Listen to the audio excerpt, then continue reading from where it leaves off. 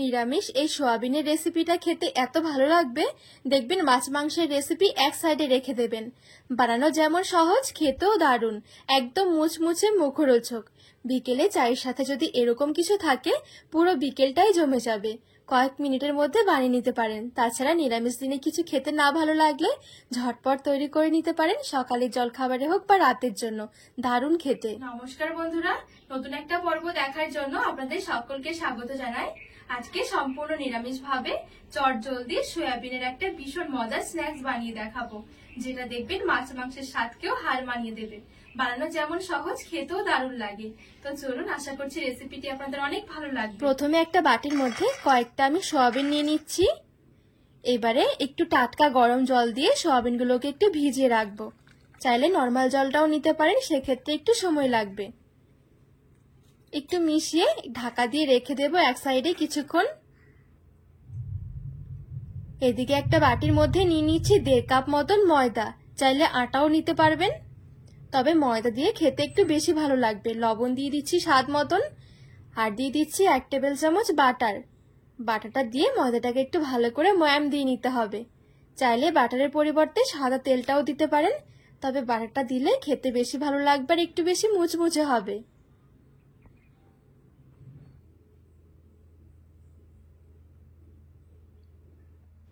একটু সময় নিয়ে ভালো করে ময়দাটাকে ময়াম করে নিতে হবে। ময়দা যখন ময়াম হয়ে যাবে, চাপ দিলে দেখবেন এরকম জড়ো হয়ে যাচ্ছে, তাহলে বুঝতে হবে যে খুব সুন্দরভাবে ময়দাটা ময়াম দেওয়া হয়ে গেছে। এবারে এখানে অল্প অল্প করে জল দিয়ে, আমি এখানে নর্মাল জলই নিয়েছি, নর্মাল জল দিয়ে একটু শক্ত করে একটা ডো মেখে নিতে হবে। ডোটা কিন্তু খুব বেশি একটা নরম হবে না, একটু শক্ত করে মাখাতে হবে।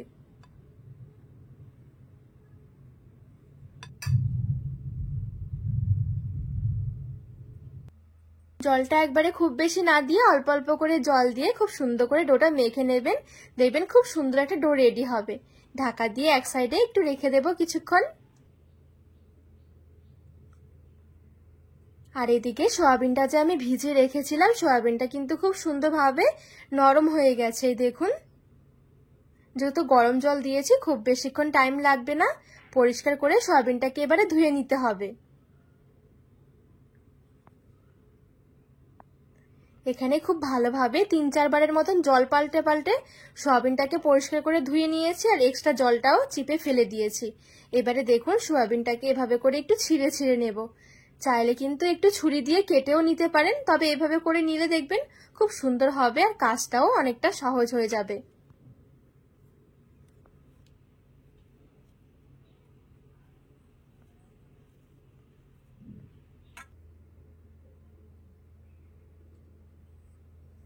খুব সুন্দরভাবে দেখুন সয়াবিনগুলোকে আমি এরকম করে ছোট ছোট করে ঝিরিঝিরি করে এরকম ভাগ ভাগ করে নিয়েছি। একটা কড়াইয়ের মধ্যে 3 থেকে 4 টেবিল চামচ দিয়ে দিচ্ছি সরষের তেল। তেলটাকে নেড়ে ছেড়ে একটু ভালো করে গরম করে নিতে হবে। তেল গরম হয়ে গেলে 1/2 টেবিল চামচ 5 ফোড়ন দিয়ে দিচ্ছি একটা তেজপাতা, আর দিয়ে দিচ্ছি একটা শুকনো লঙ্কা। এবারে আমি দিয়ে দেব সয়াবিনগুলো।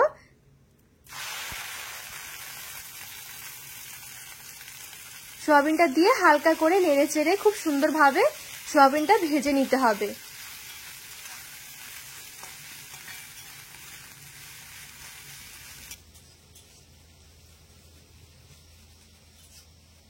এখানে খুব সুন্দরভাবে সয়াবিনটা আমি ভেজে নিয়েছি। যত সুন্দর সয়াবিনটা ভাজা হবে, তত বেশি খেতে ভালো লাগবে। সয়াবিনের কাঁচা গন্ধটাও আর থাকবে না। এবারে দিয়ে দিচ্ছি সামান্য একটু হলুদ গুঁড়ো, অল্প একটু লঙ্কার গুঁড়ো দিয়ে দিচ্ছি, অল্প একটু জিরের গুঁড়ো, একটু ধনিয়া গুঁড়ো, আর দিয়ে দিচ্ছি একটু গরম মশলার গুঁড়ো, দিয়ে দিচ্ছি একটু আদা বাটা। এবারে মশলাগুলো একটু কষানোর জন্য অল্প একটু জলও দিয়ে দিচ্ছি। হালকা করে নেড়ে চেড়ে একটু মিশিয়ে নেব। আর এই পর্যায়ে আমি দিয়ে দিচ্ছি স্বাদ মতো লবণ। সব মশলাগুলো ভালোভাবে মিশিয়ে নেড়ে ছেড়ে 3 থেকে 4 মিনিটের জন্য একটু কষিয়ে নিতে হবে।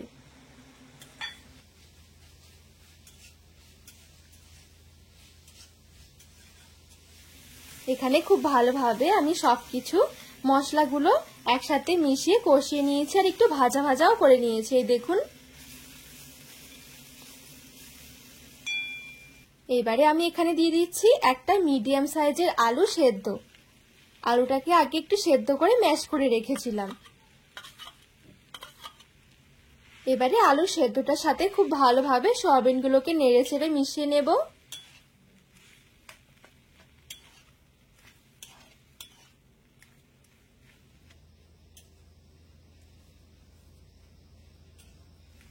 কিছুক্ষণ আলুটা নেড়ে চেড়ে খুব সুন্দরভাবে একটু ভাজা ভাজা করে নিয়েছি।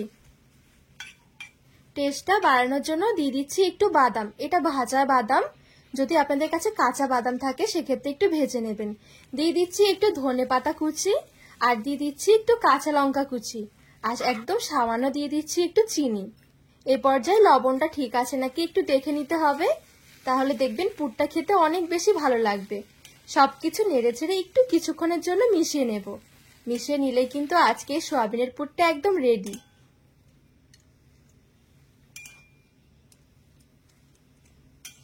খুব সুন্দরভাবে সবকিছু আমি মিশিয়ে নিয়েছি। এখন কিন্তু এই পুরটা একদম রেডি হয়ে গেছে। আর দেখতেও দেখুন কতটা সুন্দর লাগছে, ভীষণ ভালো লাগে খেতে। এবারে গ্যাসের আঁচ থেকে নামিয়ে নেব। আর এদিকে যে আমি ডোটা রেস্টে রেখেছি মোটামুটি 5-10 মিনিটের মতন হয়ে গেছে। এই 5-10 মিনিটের মধ্যে দেখবেন ডোটা খুব সুন্দরভাবে সেট হয়ে যাবে আর আগের তুলনায় একটু সফট হবে। হাত দিয়ে আর একটু ভালো করে মেখে নিতে হবে। এখান থেকে ছোট ছোট করে লেচি বের করে নিচ্ছি। খুব বেশি ছোট নয়, খুব বেশি আবার বড় নয়, ঠিক মিডিয়াম সাইজ করে।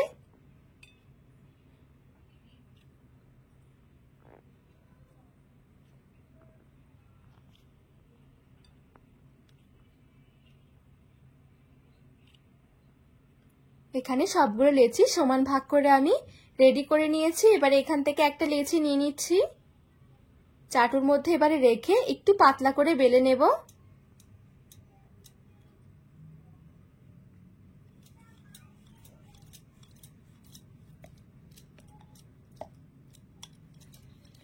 এখানে খুব সুন্দরভাবে দেখুন আমি রুটিটা একটু পাতলা করে বেলে নিয়েছি। খুব বেশি মোটা হবে না, খুব বেশি আবার একটা পাতলাও হবে না। প্রথমে রুটি চারদিকে এরকম করে সাইডটাতে খুব সুন্দরভাবে একটু জল লাগিয়ে দিচ্ছি। জলটা লাগানো হয়ে গেলে মাঝ বরাবর একটু দিয়ে দিচ্ছি রেডি করে রাখা সয়াবিনের পুরটা। এবারে ঠিক এইভাবে করে একটু ভাঁজ দিয়ে নিতে হবে। দেখুন একটু ট্রায়াঙ্গেল শেপে।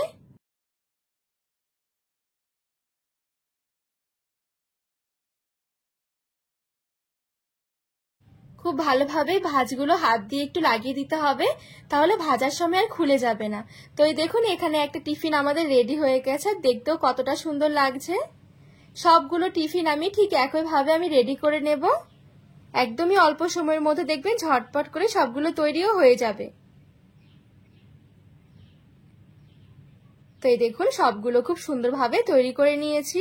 কড়াইয়ের মধ্যে এবারে কিছুটা তেল একটু গরম করে নেব।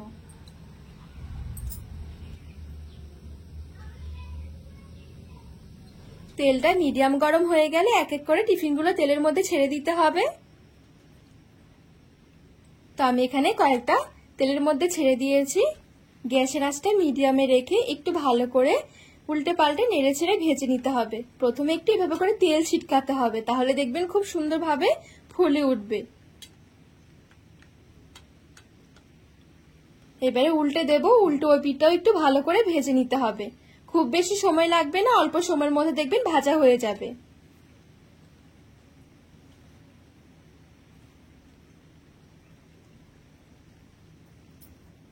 হালকা দেখুন খুব সুন্দরভাবে একটু লালচে করে ভেজে নিয়েছি। এবারে তেল ছড়িয়ে তুলে নেব। আর কত সুন্দর ফুলকো ফুলকো হয়েছে দেখুন।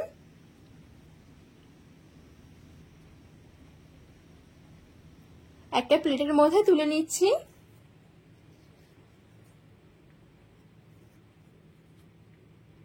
এখানে সবগুলো তৈরি করে প্লেটের মধ্যে সাজিয়ে নিয়েছি। একটু সাথে সসও নিয়ে নিলাম। খেতে ভীষণ ভালো লাগে, এভাবে শুধু একবার বানিয়ে দেখবেন।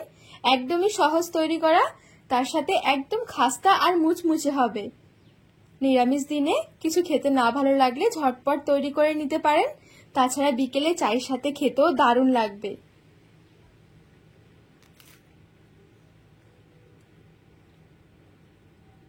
কতটা লোভনীয় লাগছে দেখুন।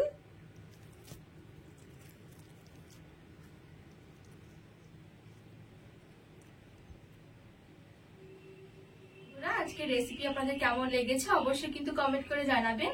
আর রেসিপি ভালো লাগলে চ্যানেলটিকে সাবস্ক্রাইব করে পাশে থাকার অনুরোধ রইল।